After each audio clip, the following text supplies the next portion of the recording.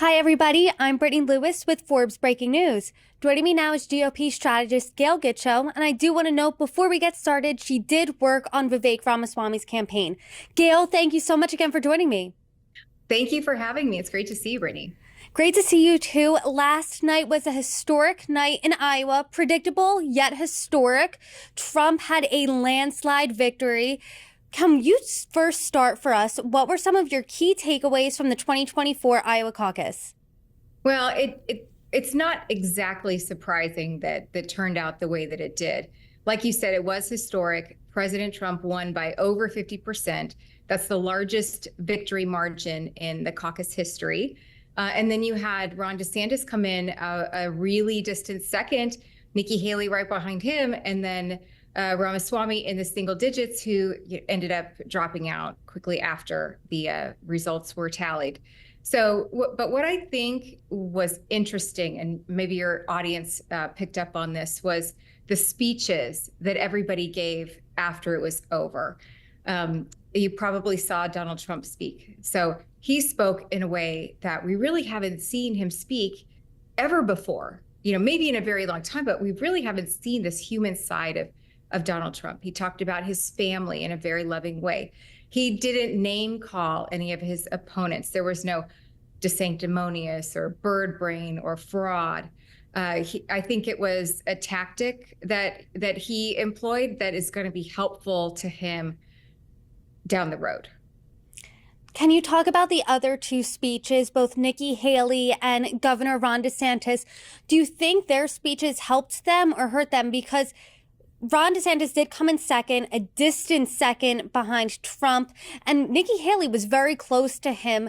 So did his speech help or hurt? His speech was bizarre. His speech was, he got up on stage and it was like he was just happy to be there. He said that he punched his ticket out of Iowa. And I think that it should raise a lot of eyebrows because he put all of his eggs in the Iowa basket. He visited all 99 counties. He and his super PAC spent tens of millions of dollars on retail politics, directly reaching out to voters. So for him to get up on stage and say, "We made it," when he lost by 30 points was kind of bizarre. And Gail, now can you talk about Nikki Haley's speech? What did you make of that?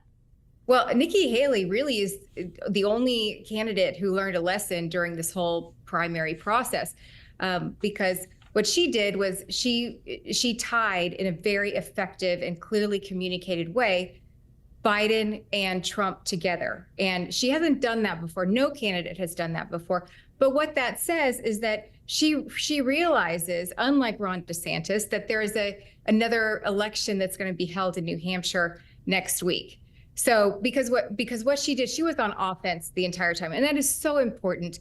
She tied them together, not only their age, but also the divisiveness that each of them have created in their own way in the country, along with some of the chaos.